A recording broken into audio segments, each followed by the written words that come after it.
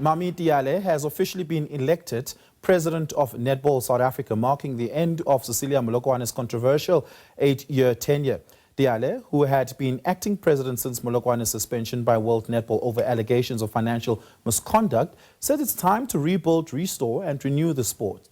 She joins us now here on the program live. Let me firstly thank, the Netball South Africa Council members for have confidence in me and for taking the decisions to take netball forward, for choosing netball, for respecting, the international organization as well in terms of their rules and regulations, because the decision that was taken, it was taken by the council members, by the members that are taking decision at the higher level in netball. So therefore, we are happy and we show that the community of netball, they do have a confidence in us. Yeah.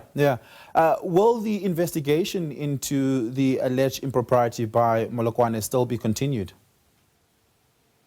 Definitely, World Netball has not yet said anything other than that the case is still on, and then, they are still investigating on that matter.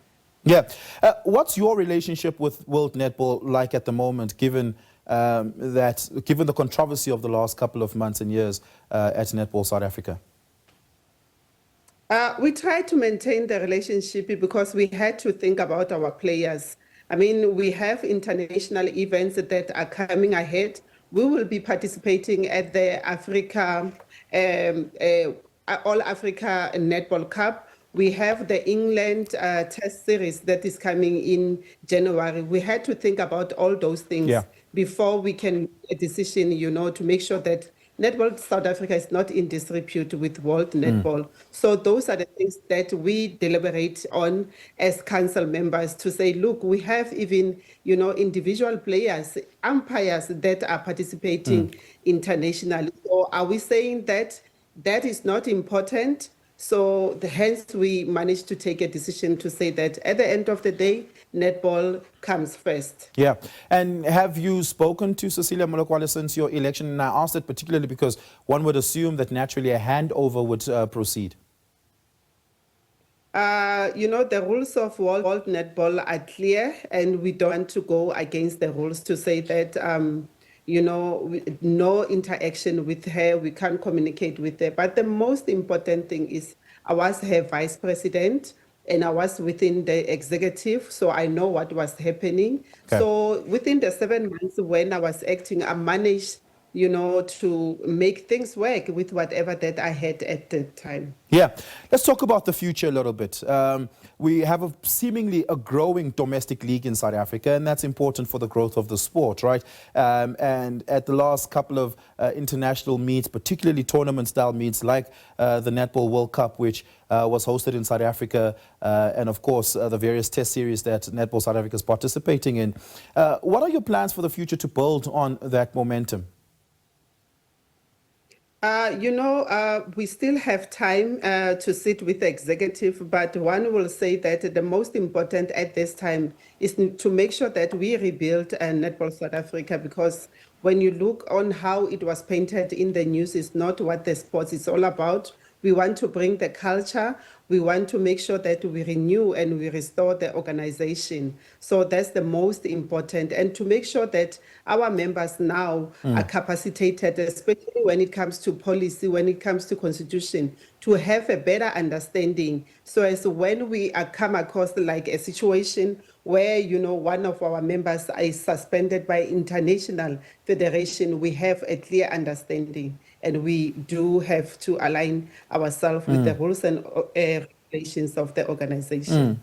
About 2 years ago, and I think we need to talk about the support that the sport has been receiving in South Africa.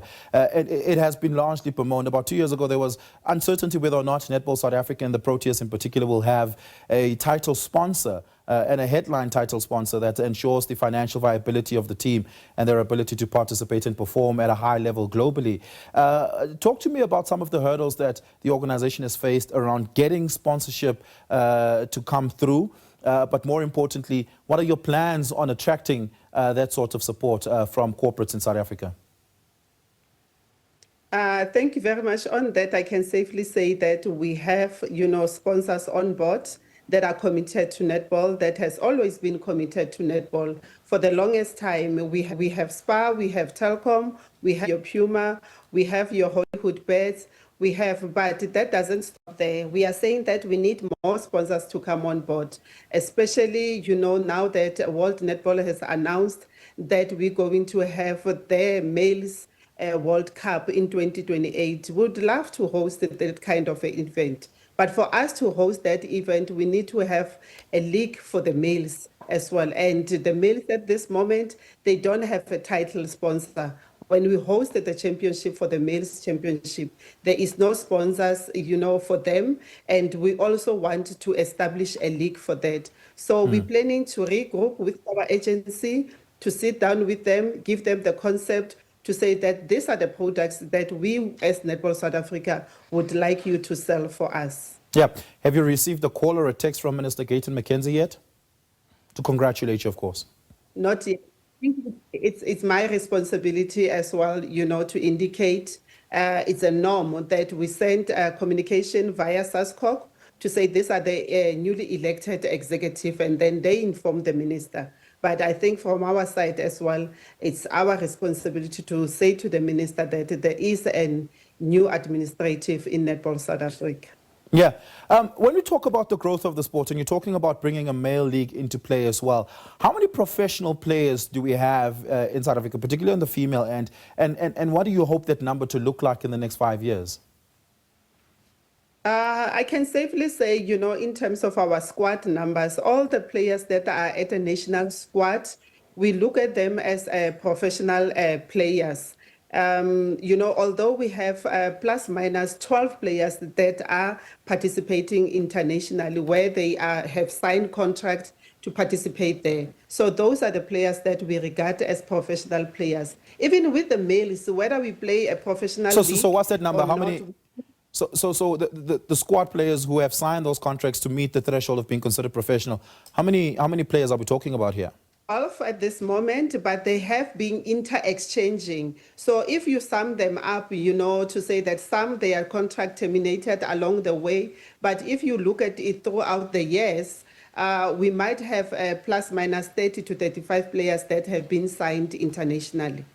Right. And so the male league, I don't assume there's a domestic league just yet. I don't assume there are any professional players on that. And what would you hope like the entire professional pool numbers to look like in the next, let's say, 5 years?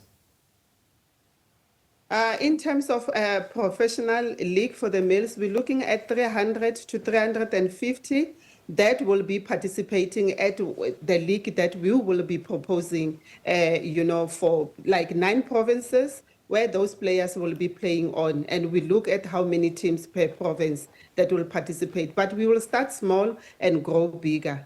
Yeah, well, we're going to have to leave it there. Mami, thank you so much for your time and all the best for your tenure as the new president for Netball South Africa.